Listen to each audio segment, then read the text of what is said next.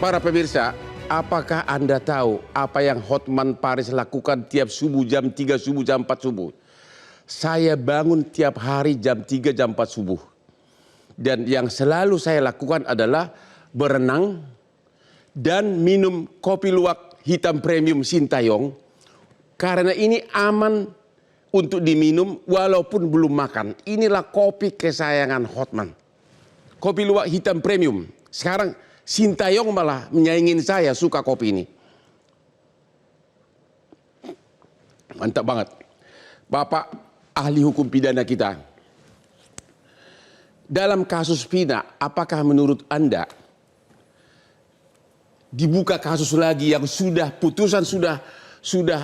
ada putusan yang berkekuatan hukum tetap menyatakan ada 3 DPO. Surat dakwaan, surat tuntutan, fakta persidangan ada 3 DPO. Kemudian sesudah viral, ternyata dibilang 2 DPO itu bukan DPO fiktif. Satu lagi tersangka. Apakah ini akibat dari viral? Hanya untuk memenuhi kepentingan, kemauan masyarakat? Bang Hotman, saya sebelum ke sana, maka tugas hukum acara pidana itu adalah hukum dalam keadaan bergerak. Ya.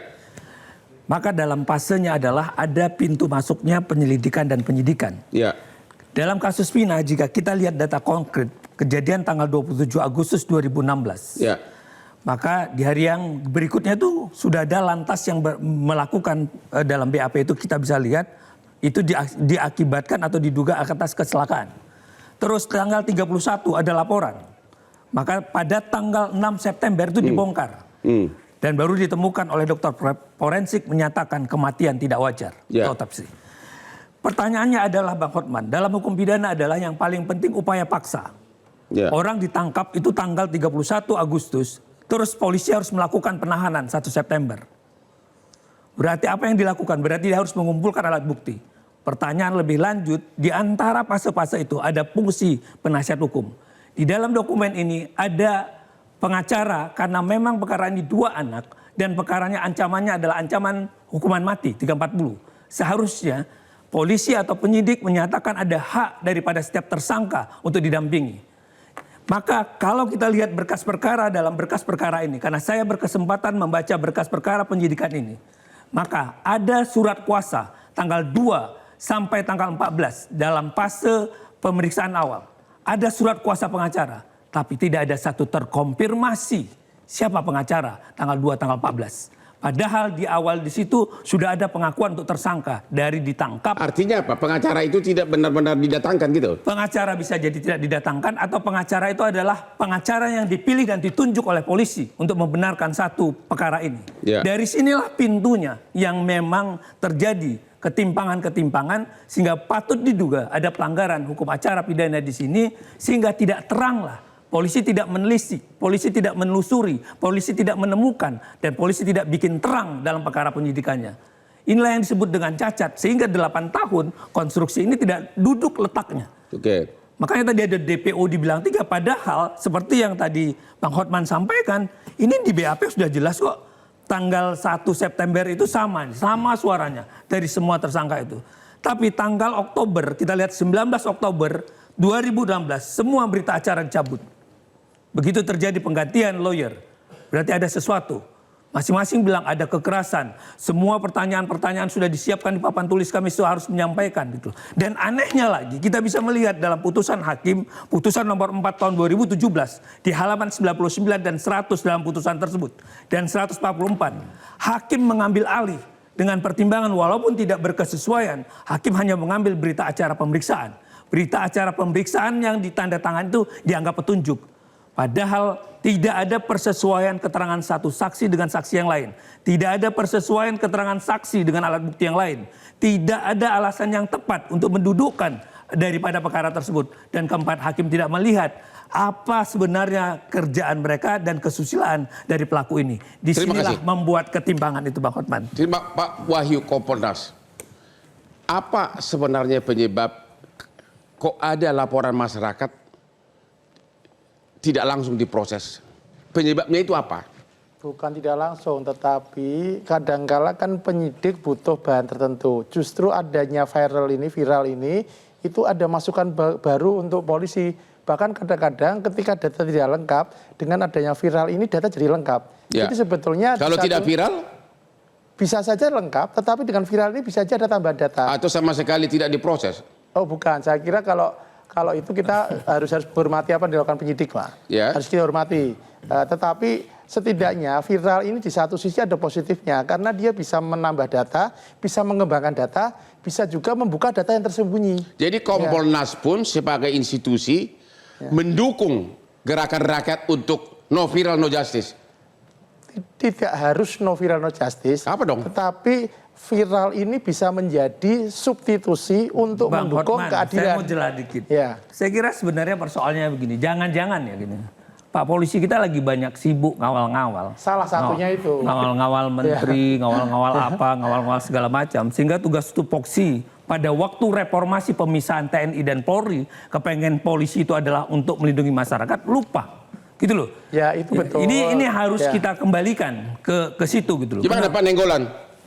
Ya, kembali tadi, ini kembali ke no viral no justice ini kan gerakan rakyat yang bagus sekali untuk Kepercayaan itu loh. ya Seluntur gitu loh. Kan Kenapa? udah luntur. Penyebabnya apa? Ya karena sistem politik hukum kita ini runtuh. Runtuh kenapa? Runtuh karena kita lihat dari indeks korupsi misalkan, Ya. 34, 35 sekarang IPK kita, itu kan menunjukkan semua ini kan sistem hukum kita ini masuk pada jejaring-jejaring yang menyebabkan korupsi tadi. Kita lihat misalkan Hakim Agung, bagaimana di dunia ini lihat ada Hakim Agung bisa masuk penjara, keluar masuk penjara. Itu Hakim Agung yang memutuskan perkara atas nama Tuhan. Ya. Itu aja sekarang jadi bulan-bulanan. Sekretaris Mahkamah Agung dua-dua masuk penjara. Ya, polisi Bapak lihat sini jenderal-jenderalnya tadi. Ya kan Sambo, Teddy Minahasa, apa segala. Ini kan rakyat bagaimana dia mau percaya, dia diurusin. Padahal harusnya pasca reformasi ini seluruh aparatur dan penegak hukum itu dia melayani rakyat. Ya. Sekarang tidak terjadi, maka rakyat membuat gerakan mumpung ada dunia digital. Sekarang itu maka dia ada gerakan yang disebut sebagai digital solidarity tadi. Rakyatnya bergerak. Ya. Memang kalau tidak ada aktornya, itu rakyat itu tidak berani juga. Makanya di situ butuhnya Pak Hotman dan 1000 Hotman lainnya itu memang harus muncul supaya apa? Supaya rakyatnya ini berani setelah dia di dalam dunia maya itu, dia harus berani, Pak. Inilah pentingnya Hotman Paris 911 itu begitu. Tadi kan Pak Rizal Nova sudah mengatakan tidak harus aktornya itu person, tapi bisa juga institusi. Tapi itulah sekarang ini sampai kita nggak tahu kapan, ya itu memang gerakan rakyat itu no viral no justice harus terjadi. Resikonya seperti Bapak sebutkan tadi, itu tergantung resiko dalam situasi Pak Hotman memperjuangkan sisi kemanusiaan orang. Ya di pesantren tadi ada pembunuhan, di lift jatuh apa segala nggak diurus. Bapak masih berhadapan dengan situasi yang masih menurut saya. Tapi ada pertanyaan saya kepada Pak Asmi. Satu lagi Pak, yang paling silakan. bahaya kalau Pak Hotman sudah mulai masuk ke yang persoalan struktural seperti hari Tapera.